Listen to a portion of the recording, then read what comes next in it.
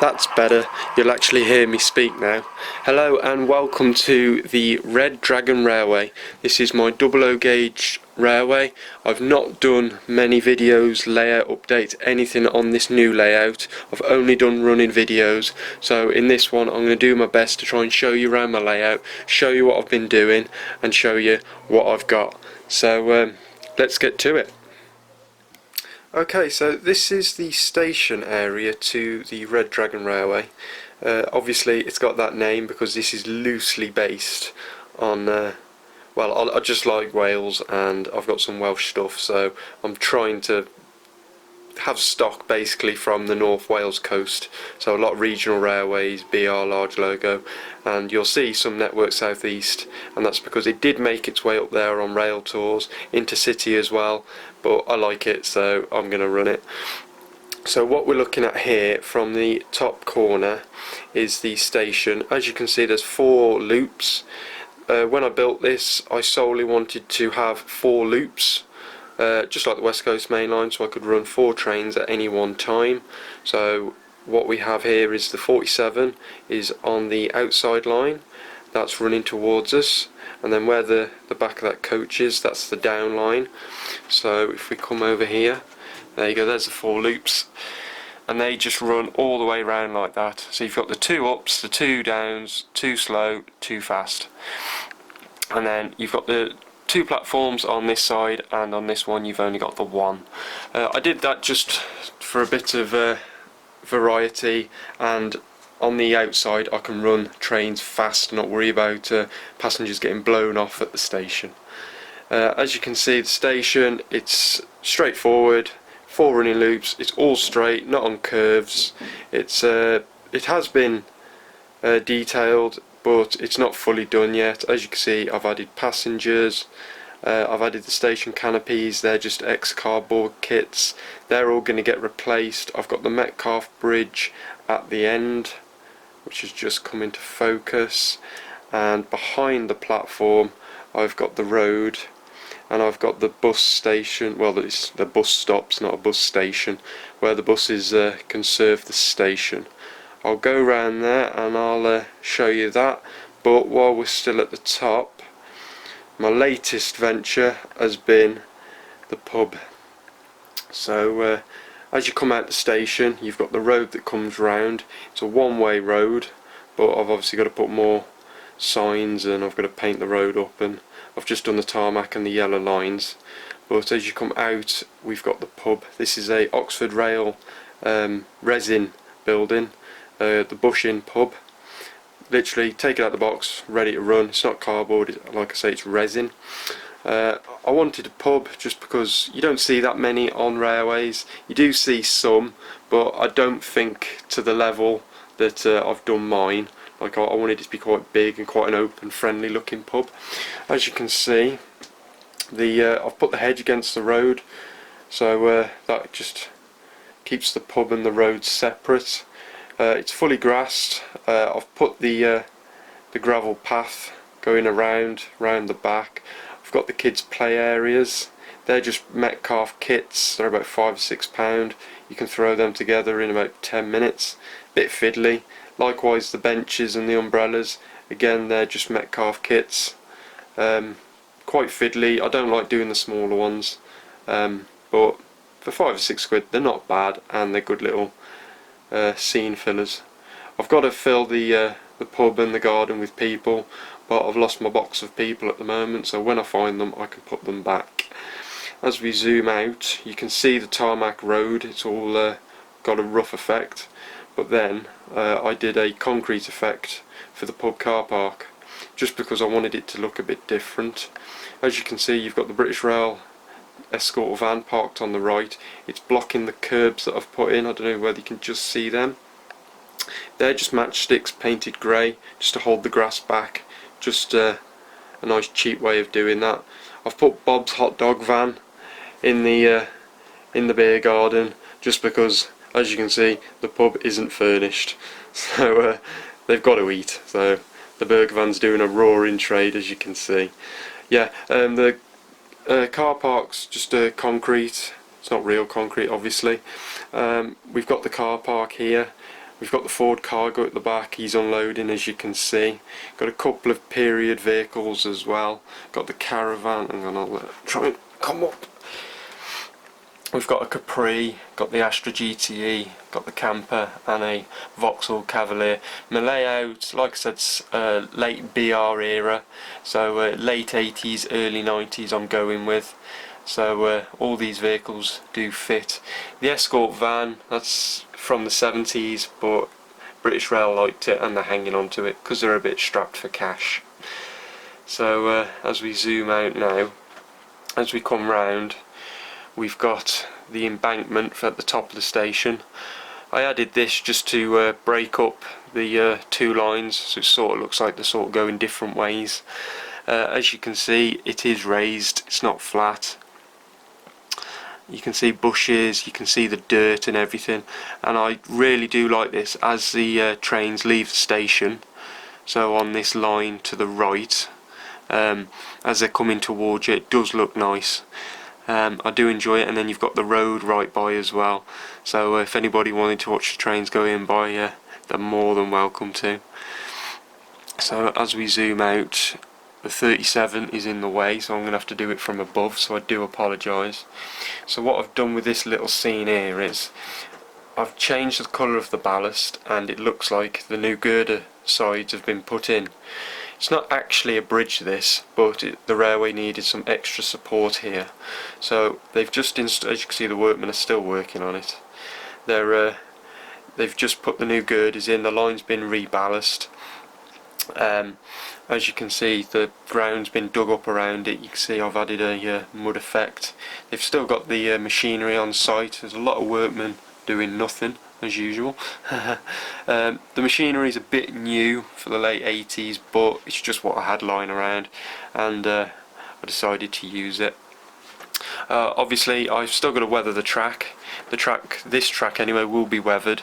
This, because it's freshly new track and new ballast, this won't, so it will stick out a little bit more, which I think is just nice on the eye.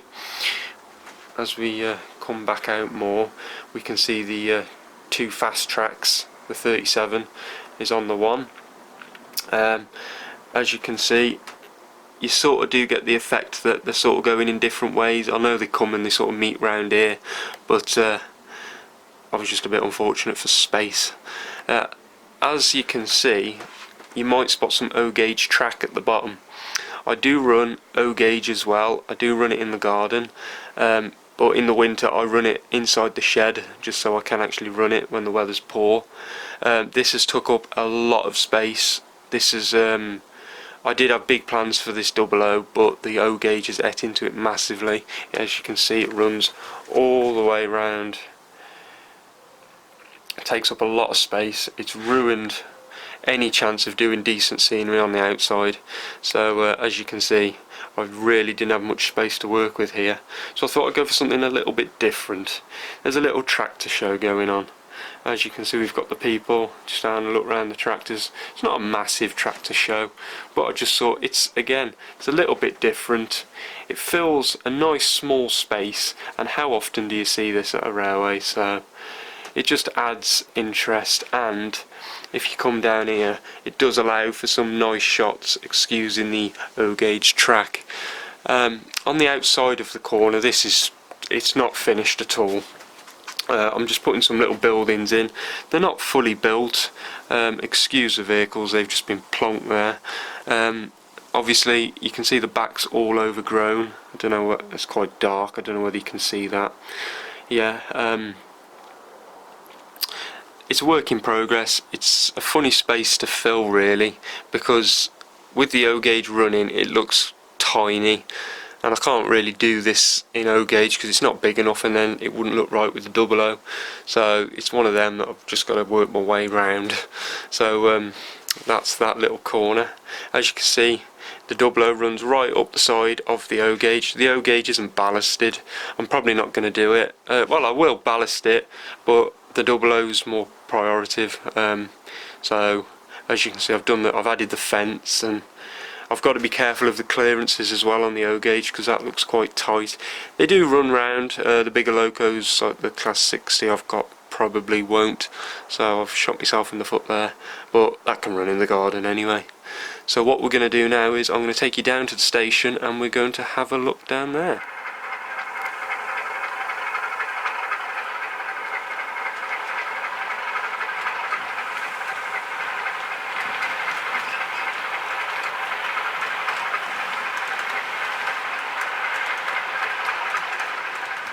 Okay, so I've nipped inside and this is the station area. As you can see, it's quite a busy scene. A lot of people's railways, the stations look quite empty. I always believe a station's quite a hive of activity, so I wanted to replicate that. As you can see, we've got the platforms. As you can see, it's British Rail, so they weren't too worried about safety, so just this wooden fence will stop you falling off the side into the bus station. Some yobbos probably jumped the fence and landed flat on the face, hopefully. Running for a bus. As you can see, I've got the concrete street lights. They don't work, they're not wired up. I just added them, they're a couple of quid and they're just quick little details. As you can see, the tarmac, that's painted, that's like a rough effect, and they are Metcalf paving slabs, which I've glued down, which look quite nice. As we work our way up, this bus is in the way. Oh, we've got a drunk man, he has fell over. This is again the bus waiting shelter. I've gone for concrete effect because it is the 80s and it seemed that I wasn't around in the 80s, but the 80s was full of concrete, and the 70s, so I thought it looks a bit dingy, it's suitable for a bus stop. So that's my bus stop. As we come up the top as well, excuse this Midland Red bus, I know it's out of era, but I just plonked it there. As you can see, so the buses drive out. This RAC van has decided to park on the double yellows, very naughty of him, but the buses still can get past, and then the road goes round in front of the Bush pub. From the back of the pub as well, while we're here, there's a little walkway. I've put all the grass in the kids play area. It's just looking a bit bare, needs some people. If you want to look in the pub, I haven't put anything in it yet. Eventually I think I'm going to just lift the pub up and put something in it, maybe put some lights as well, just so it looks quite nice. And if we come round the side again, this is the car park from behind, and as you can see, the lorry's being unloaded, and there's the matchstick curbstones, painted grey. If you ever want cheap curbstones, highly recommend it. So as we work our way around now, we've got our platforms. As you can see, the O gauge does look out of place, but it's different, and I can always park it on the other side and it's not in the way. I just left it there.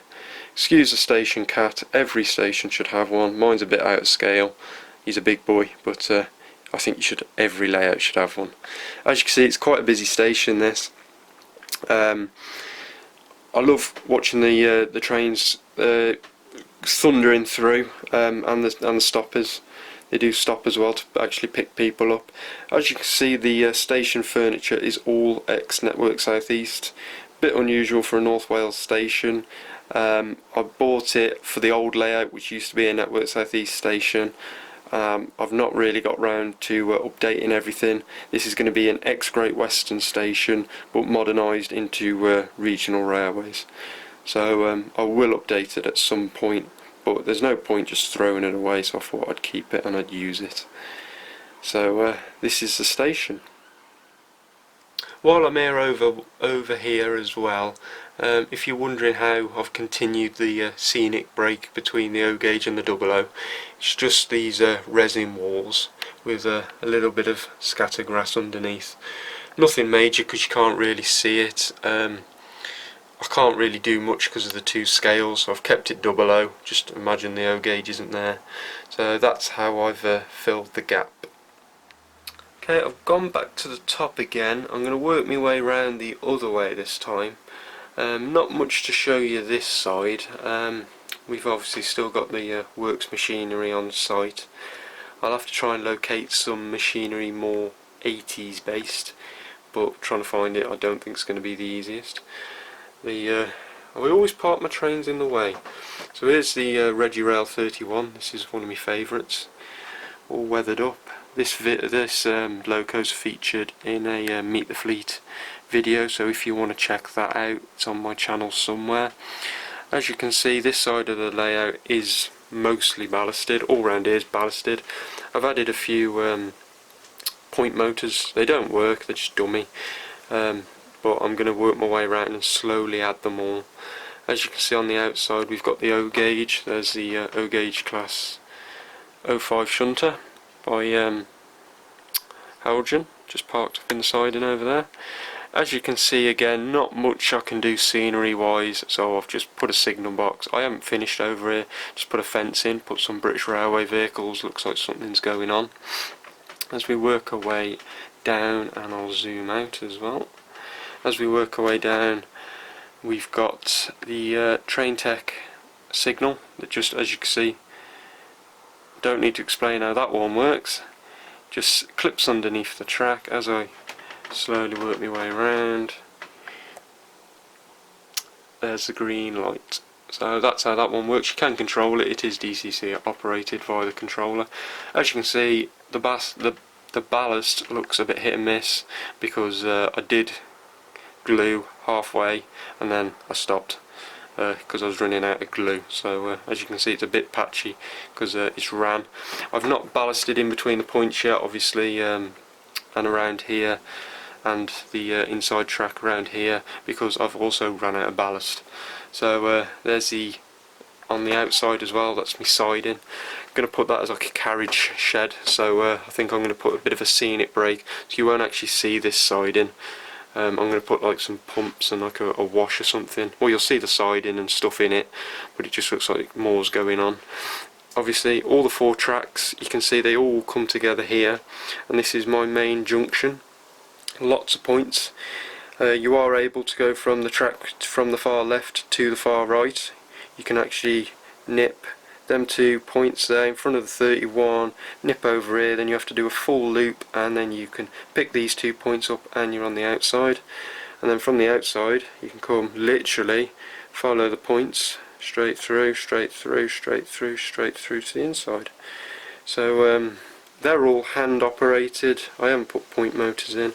I might do it, I might not, because they're all my points are in one place and I stand by it anyway because I stand in the middle of this layout.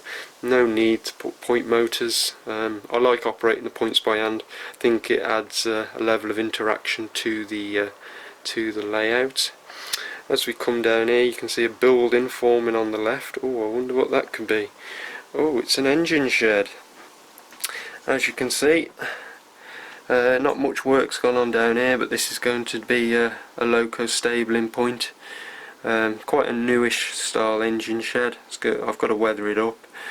Got the prefab building there. As you can see, there's a... oh, what's that in the shed? Surprise! Yeah, that lives in the shed. That's the that's their prized possession. That's for rail tour duties. That's the Duchess of Atholl. I've done a video on that as well somewhere on the channel. So that's for rail tour duties. This is quite hard to film. So this is my engine shed. Obviously this has got to be all concreted up and lots of work, and I want to put details inside, lights, everything. As you can see, I've only just blue tacked them on temporarily just while I work out what I actually want to do, because I've got to lift it up to do the concrete inside. So I thought just leave it blue tacked. The steamer, as you can see, is in there. She's blocked off, but the class 24 can bob out. This is going to be my little maintenance yard. So I've got some, excuse the track rubber, just got some British Rail vehicles and stuff. This is not how it's going to look when it's done, but it's just a rough idea. As we come behind, we've got a little car dealership. Again, it's not finished, it's just loosely thrown together. A bit different. As you can see, quite a variety of cars. If I come down to the height, there's a garage here as well. That's just a Metcalf garage. As you can see, the road does come up to here. I haven't fully painted it because I don't know whether I'm going to do it concrete or tarmac. And then I've got a row of houses here, just a little bit different, and the road comes in front as well. I've not painted up to the doors because I've obviously got to put pavement in and everything like that. So that is a very quick, hopefully not very boring tour of my layout. So this was supposed to be a layout update, and now it's turned into a layout tour, but I've not shown off this layout, so I hope you like it. I hope you have enjoyed watching this video. I hope you like to comment, give me ideas. If everything's all good and people enjoy this video and like my layout, then I think I'll get back to doing layout updates, and I'll start doing a bit more. I admit this layout took me about a year from rebuilding, from track laying and because I've relayed the baseboards and everything, to this. I'm quite busy with work, but I've spent quite a lot of time on it recently to get it looking like this. So as we follow it round, done quite a lot to it. We'll come down by the bus station. Yeah, so I will keep you posted with more layout updates.